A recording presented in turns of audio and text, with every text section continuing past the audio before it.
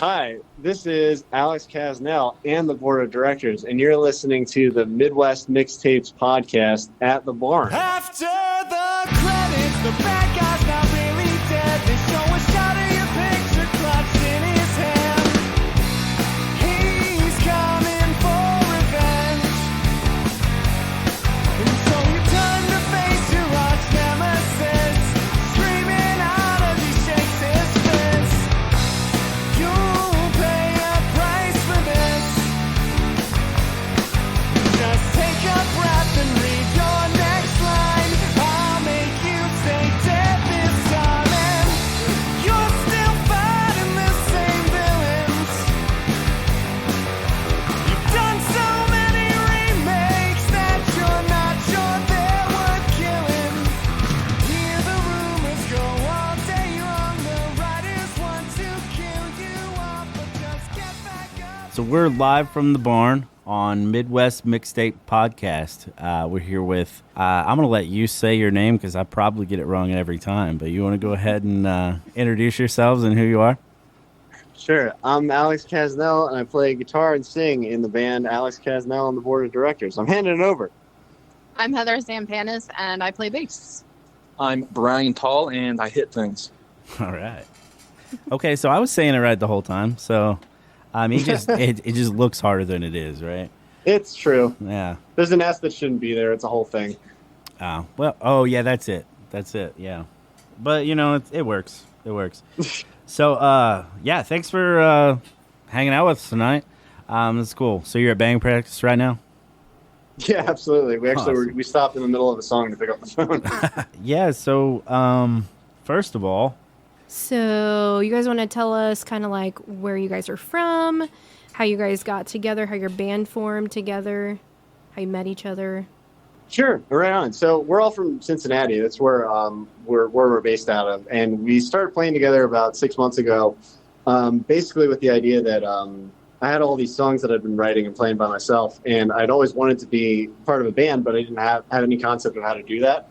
So I was just writing a bunch of songs and playing a bunch of open mics, and eventually I figured out if I can just put together, basically make an album and then give it to people and show them that, like, basically this is kind of what I want the band to be, and see who's interested in, you know, maybe being a part of that. That might be a better way to do it than just kind of starting from scratch and just finding people who maybe coincidentally have the same interests as me.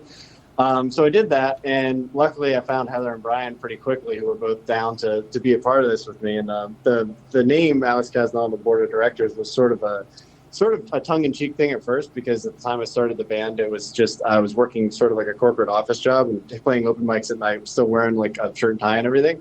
And so everybody would think it was like a kind of a silly outfit. So rather than changing it and trying to fit in more, I just leaned into it and made it the whole premise of the band. But there wasn't a board of directors to speak of. I was telling people about this band before there was actually anybody in it, and like we're booking gigs for Alex Kasznel on the board of directors before I actually had met Heather and Brian at all. So thankfully they came on board just in the nick of time, and we've been doing it ever since. That's awesome. So you said you kind of leaned into it. So do you guys like wear ties to your shows? I still do, just out of commitment to the bit, but I don't have that job anymore, so it's kind of a joke. Well, I love it. You guys should do that all the time. I love that. yeah, I'm expecting to dress up. Yeah, well, I'd be happy to do that when we play out in Park Hills this weekend. So the music scene in your area, is it pretty good? Is there a good variety in the area you guys are from? It's kind of a weird mix because, like, we're right near Kentucky, so there's a lot of twang. Like, there's a lot of, like, bluegrass and a lot of country and stuff like that. But there's also, like, a weird, like, undercurrent of, like, really, really heavy metal bands and stuff like that.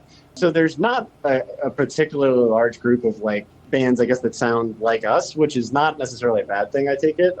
It's kind of fun to be, not a minority, but, like, kind of fun to stand out a little bit. But I think I had the misconception that we were going to be, like, not accepted when we started playing these songs. But, like, even just when I was going out and doing open mics, it would go out and play with, like, these, like, monster bluegrass players who were so good. And I was like, man, they're not going to like my dorky bullshit or whatever. And then they would come up to me after I would play and be like, hey, man, I don't want to bother you. I just want to tell you that song about that enzyme was fucking unbelievable. I was sitting back there with my friends, like, you hear these fucking lyrics? This guy's amazing, you know? Like, and it was like, so it was, they would go out of their way just to, like, make me feel welcome in it. So it's like, I think sometimes people can get up in their own head heads, it's kind of like it's a common refrain for bands to say like, oh, we didn't fit in with whatever our group was. But I think people are pretty accepting here. So even though like maybe we don't sound a ton like other bands, like there's definitely a lot of people who are down with what we're doing, which is cool. That's awesome. Yeah, that's really cool. Like the acceptingness is cool. Just because you don't play what they play doesn't mean they don't like it. So music lovers, that's really cool. Yeah. I know what you mean. Like, just I don't want to play with that band, or I'm not sure that they would like us. I've been in a pop punk band too, and we've been like, I'm like, everybody's gonna boo us off stage after we go up. Exactly. And we're like, get off the stage because there's like breakdowns going on and everything before. So Right. So I get exactly what that means. But never country. I don't think I've ever been booked on a country road, which would be really cool, I think. Yeah. But yeah, that's really cool. So. What kind of influences do you guys have then? What do you kind of draw from? Favorite bands? Like musically? Yeah, musically. Like what's kind of like, yeah. All right. Go around the room. Everybody get ready to give top 3, starting with Ryan. Rush, Led Zeppelin, Queens of the Stone Age. Bad Okay. Religion, No Effects, The Muffs. She wins so far. Heather's still all in mine. I don't know. Musically, I think. Well, you know what? Honestly, the weird thing about me is like I give people my influences, and they hear our band. They're like, "How did you get this from that?" Because like I'm a big like metalhead, and so a lot of stuff I'll listen to will be like Mastodon or like even just heavier stuff like Andrew WK and stuff like that. Yeah. But then I kind of everything just kind of comes out with a much like sort of a poppier tinge to it. So like. Yeah, it's weird. I'm a little bit all over the map. I like listening to like Run the Jewels and Run DMC and stuff like that, but there's no rapping in any of our music. Like it's weird, like the convoluted route that it takes before it actually becomes one of our songs. So that makes sense too. Like you draw it from, and it's funny. Like I think those are two different things. Like I would agree with Heather right before more than their drummer, to be honest. But those are good, and it's nice to bring those things together. So it's weird what kind of sound you get with all the different influences. Oh, for sure. So yeah, that's funny too. And I don't think mine come out a lot too. So I get that as well. Like you have your favorite bands or what you really like, and it doesn't necessarily translate to your music. So, Absolutely, yeah. So how long have you guys been playing together? We've been together, I think, since March, I guess. So that's like 6 months-ish now. So are you guys... March is 3, this is 9, so yeah, it's 6. When you guys are writing anything together yet, or you just haven't kind of found that flow? So it's really kind of an interesting like back and forth with the writing because like the first couple of songs that we learned together, I was shooting in the dark a little bit because I didn't know who, if anybody, was going to want to like be in this band. So it was kind of like the recordings that we have out right now it's sort of intentionally like all over the map. So like we might have a trumpet player. I don't know. Why not just have a song that has a trumpet on it? Like we might have 3 people who can sing. We might have just me who's singing. I don't know.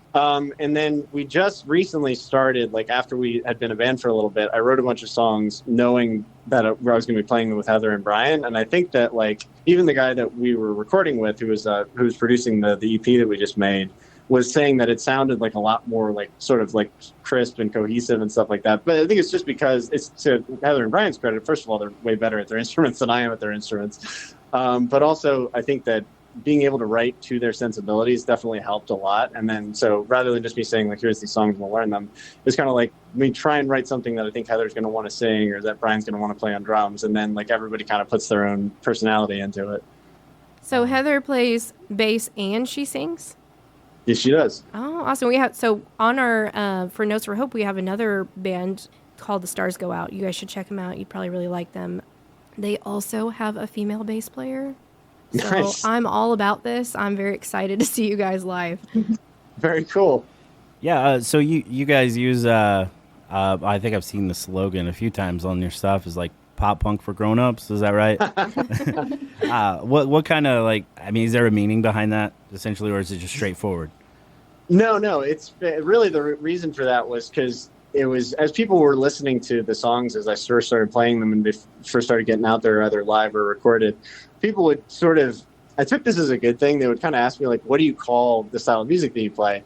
And I would usually just say pop music because I think that's a good kind of catch-all for it. But they were like, no, it's not like pop. It's like they would start using all these sort of like sub genre names that all have the word post in them. Yeah. And I was like, I don't really know exactly what any of these mean, but they would. My friend Tyler would always kind of joke about it. He would say like, you're not pop punk, but you're not like not pop punk. You're like pop punk adjacent. You're like, or you'd say like you're pop punk, but you're less whiny, or like you're like pop punk, but without all the you're not seeing me or anything like that. Like every time I would see him, he would have a different version of that explanation. So eventually, I just thought of, well, like pop punk for grown-ups is like, I think it's a genre that's lyrically dominated by like the perspective of those young dudes, and so it's a lot of like pizza and girlfriends and anxiety and stuff like that. And we don't really write about that.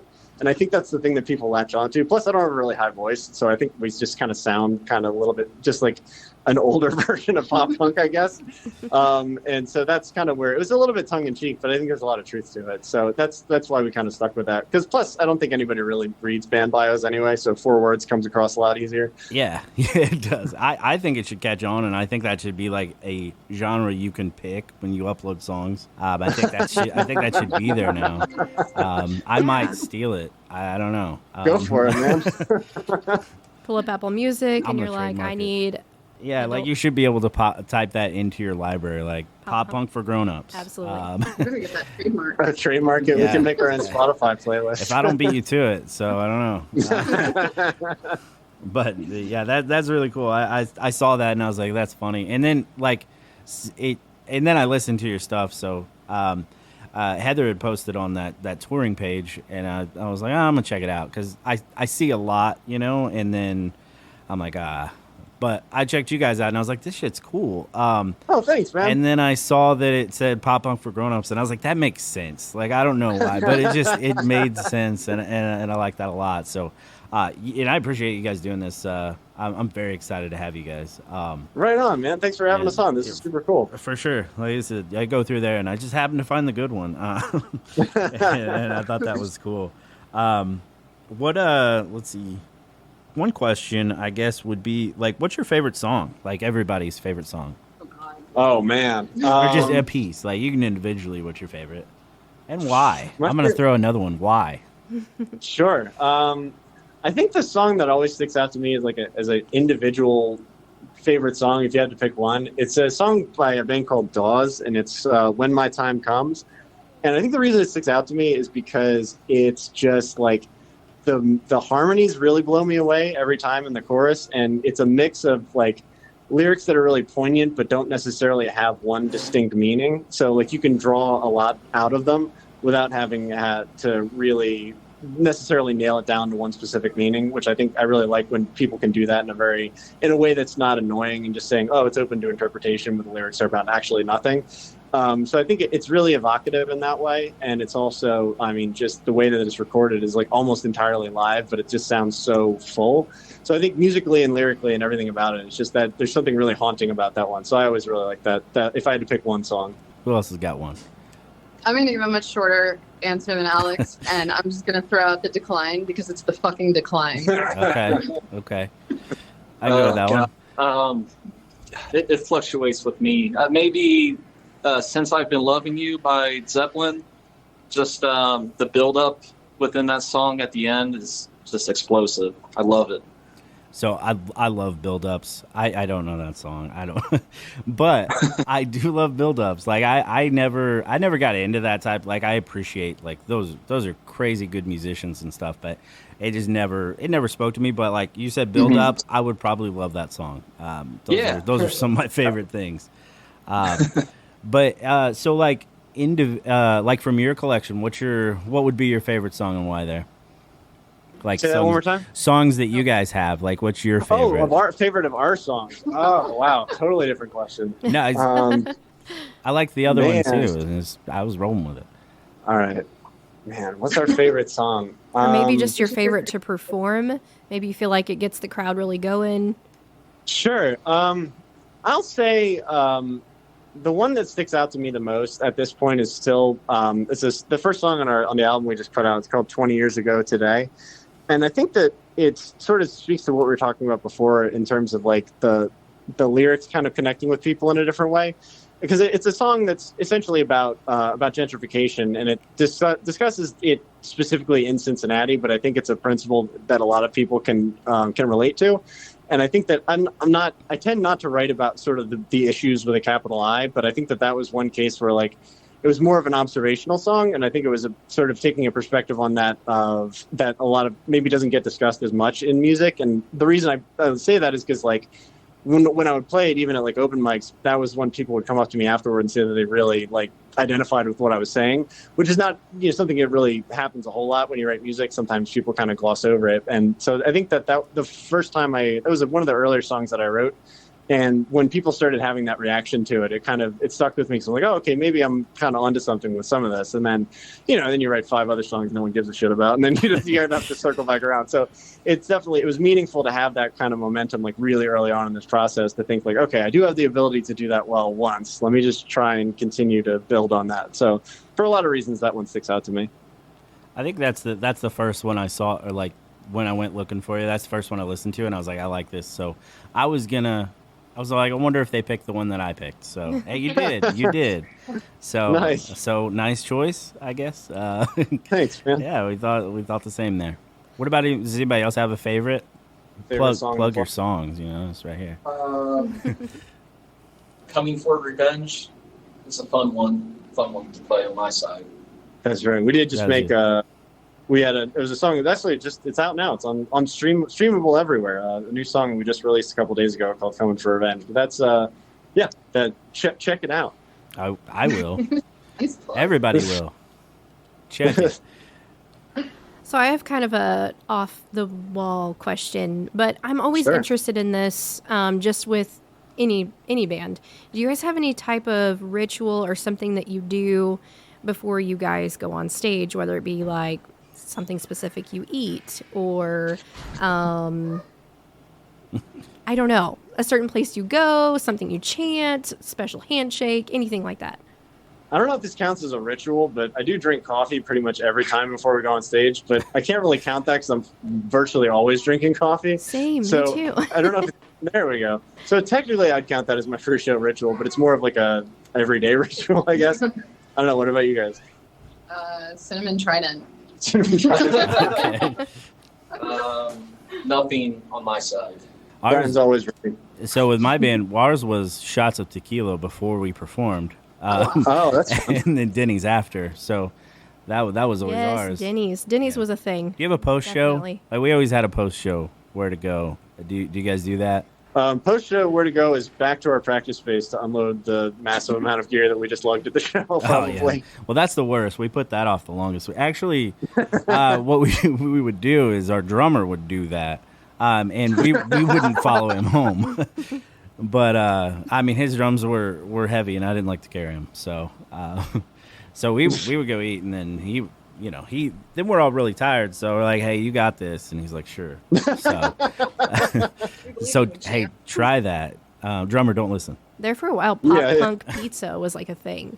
Every time you guys would have a show, we would order pop punk pizza or just, it's just pizza. It depends on who the promoter was. A lot of times, they gave us pizza. I don't know why they assumed we liked pizza, but, I mean, it was always good. And we did like pizza, but, That's a pretty safe bet. One other question that I specifically have is, I mean, I don't know your guys' ages, but if you were to talk to the younger generation and they're having kind of like setbacks or whatever, something that's keeping them from putting themselves out there, what would you say to them? What would be your best advice to say to these young musicians that want to get started? I mean, I guess I can say just probably the thing that sticks out to me is that because it's so easy to publish things now, you can make music in your bedroom and you can put it up on the internet and it's available to everyone in the world everywhere.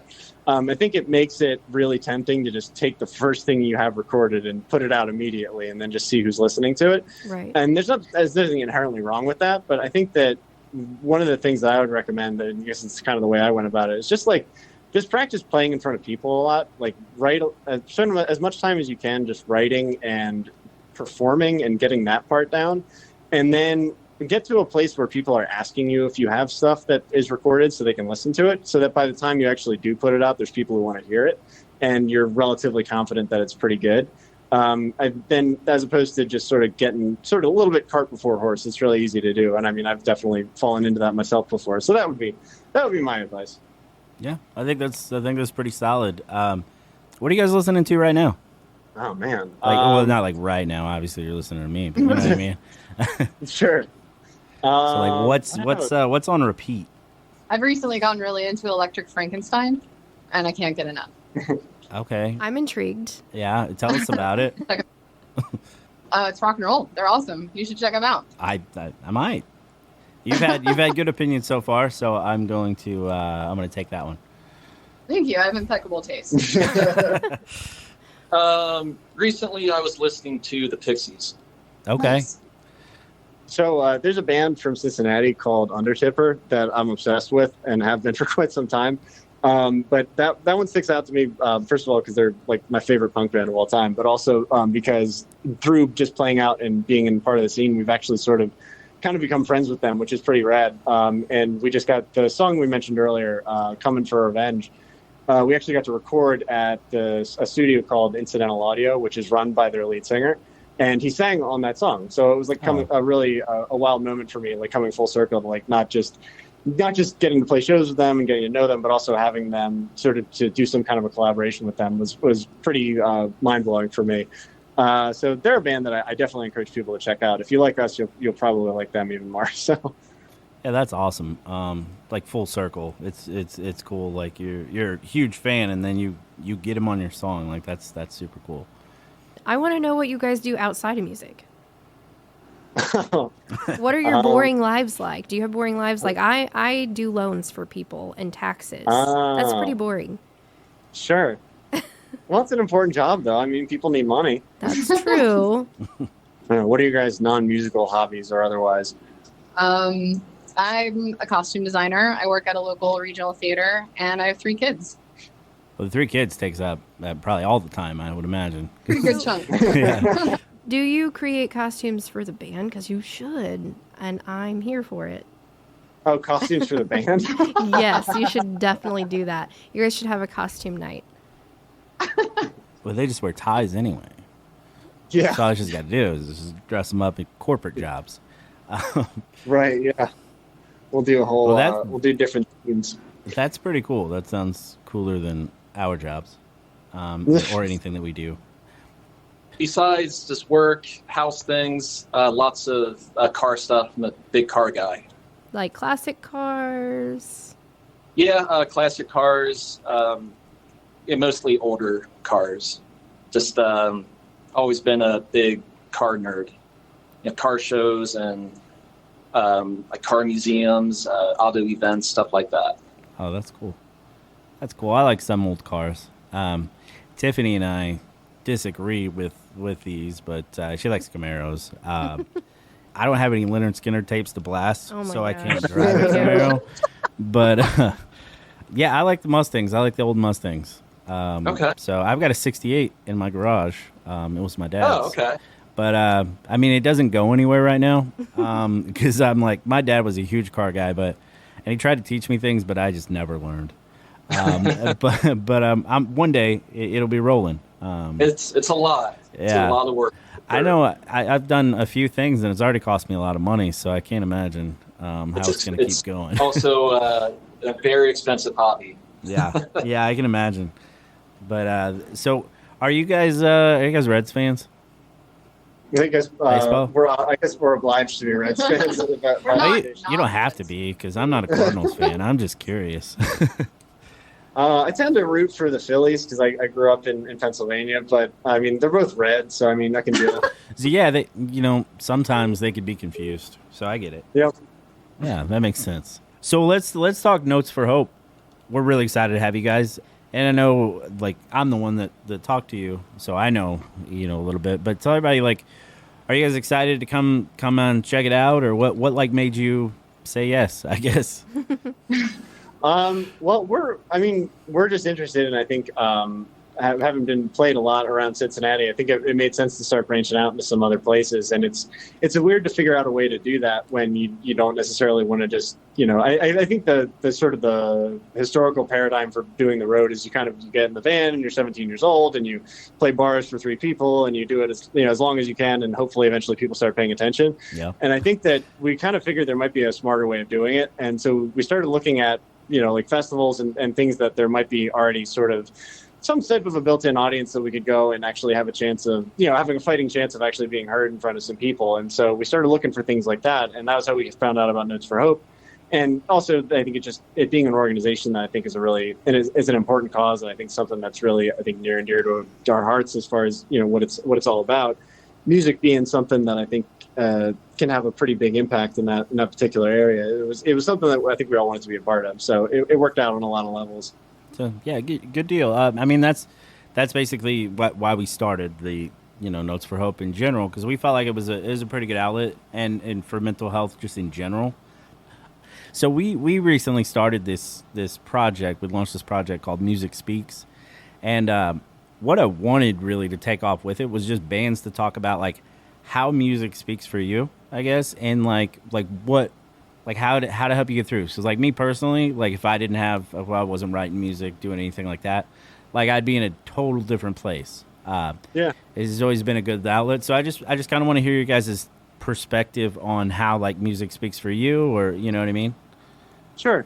I mean, I'm not any kind of like, psychologist or anything like that. So I definitely don't want to like act as though I'm just, sitting on actual health advice to anybody here. But I just, personally, I think that there's a lot of value, whatever your struggle might be. And I guess, everybody has them. Being a part of something that makes you feel like at the very least there's other people who are having the same experience as you can be really valuable, and just the lack of loneliness that comes with that. And so even if I think that's part of the reason people are comforted by sad songs sometimes, is because you understand that if you're feeling shitty about something, there's at least somebody else who understands that feeling too, and so you're not isolated in that way. So I think as far as, a mental health thing, I think that there's a lot of community around music that can really be valuable to people who are experiencing some type of a mental health problem. And I know that personally, that's been a really big part of it for me. What about you guys? Yeah, I would agree with that. And also just how it helps you connect to other people that maybe, have similar interests, similar feelings and tastes. And I think it sort of activates a part of your brain that nothing else really does, and energizes you in a way. Yeah, all good points, for sure. That's exactly. I mean, that's how I feel too. It's just nice to hear other people. Again, other people feel the same way. Like you guys feel the same way I do. And I think that's really cool, and I think that's good for people to hear. So, the rest of that project was we're trying to give away a guitar for a kid in need. So. That can't afford to buy one, that needs some sort of musical outlet. So, Nice.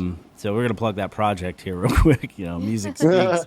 Email musicspeaks@notesforhope.net, and we're searching through. We got a couple to give away, and hopefully we can keep doing stuff like that. That's the goal, and just more stuff like that, because it, like I said, it's helped me a lot. I'm sure you guys too. You said you did. So.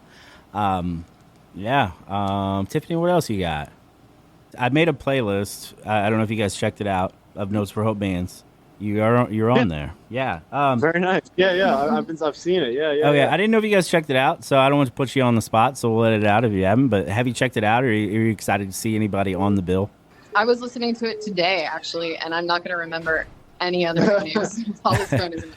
But that's all there right. are a couple ones that I actually wrote down on a Post-it note at my desk at work that I'm excited to see. Okay, so it's always a fun time. I'm just excited to have you guys here. So like it's almost like we're bringing somebody into the experience, Yeah. Like so, it's always a fun time. It's like as a musician, like or person that's into music, like it's a different feeling being there, because like everybody's just like. It's a big community, all day music. It's a lot of fun. So I hope you guys enjoy it.